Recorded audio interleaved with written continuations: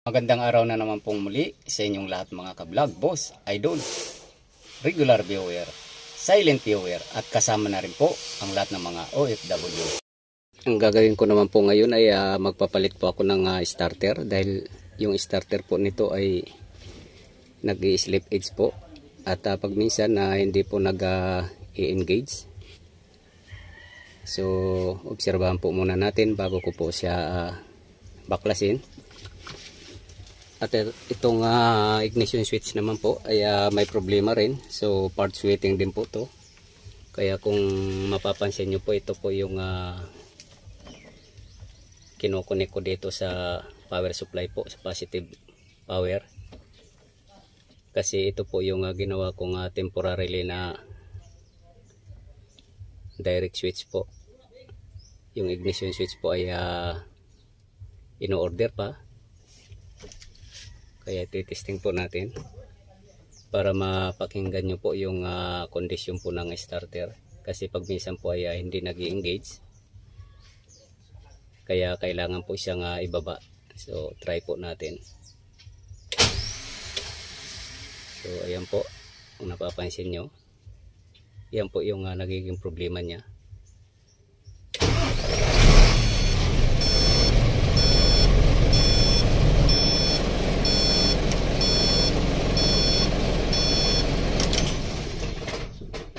Try po natin ulit, try natin.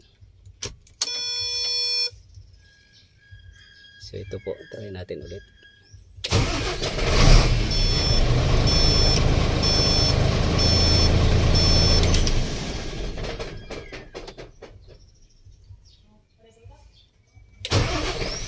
So ayan po, hindi tumutuloy.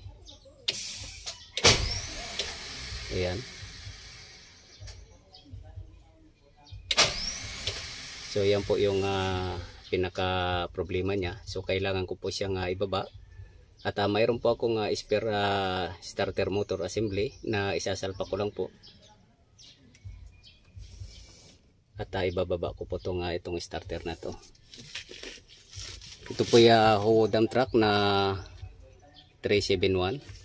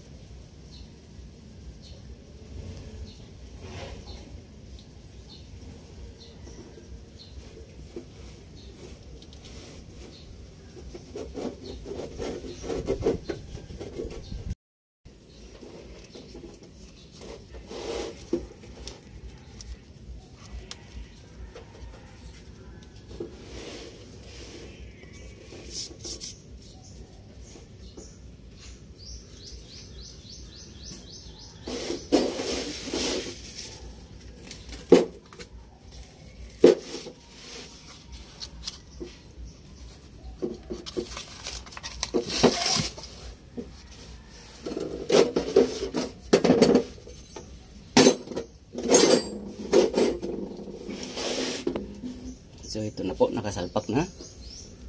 Pwede na po natin i-test doon kung hindi na ba nagde-disengage yung Bendix drive sa flywheel. So malalaman po natin.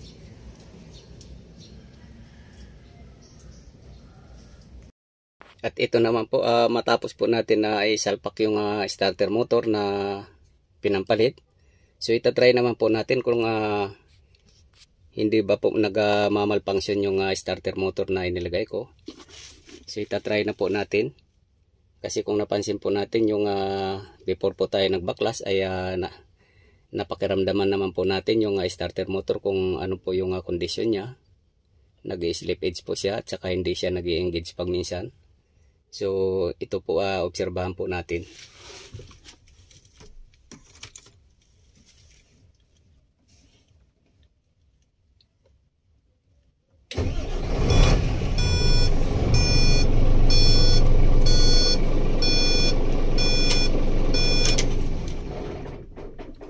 So one click po siya. So obserbahan po natin ulit. Ulit-ulitin natin mga 5 beses.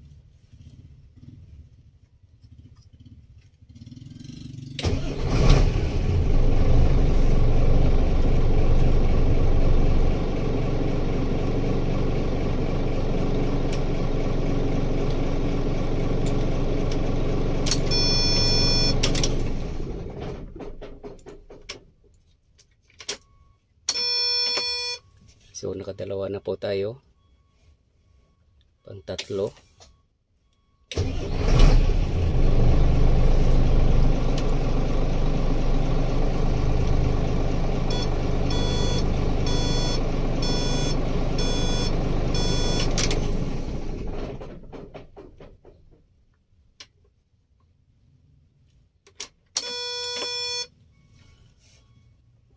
Pang apat.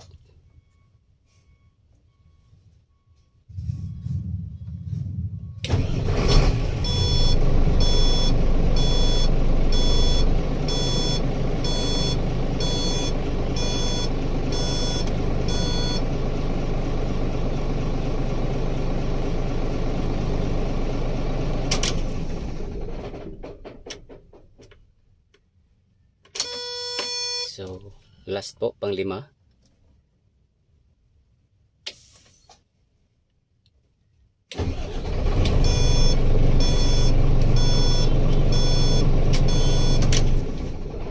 So, nakalima po tayo, hindi po pumalya. So, ibig sabihin po, yung starter po yung may problema. So, okay na rin po yung pinansalpak po na isang starter motor.